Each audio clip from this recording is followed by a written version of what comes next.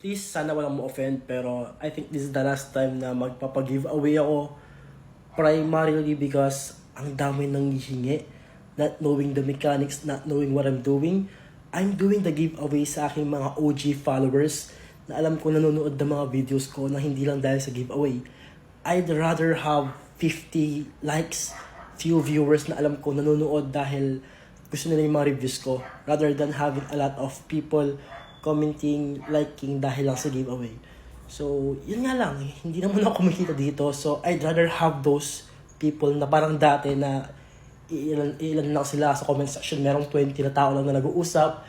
They're discussing about fragrances. I miss those days.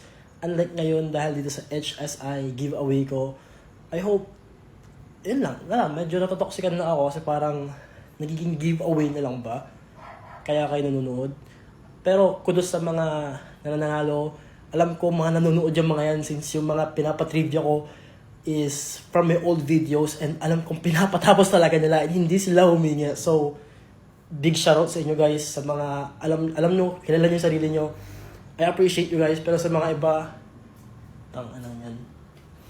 Huwag sana tayo magiging online pulubi dahil may giveaway. Yun lang naman, just ewan.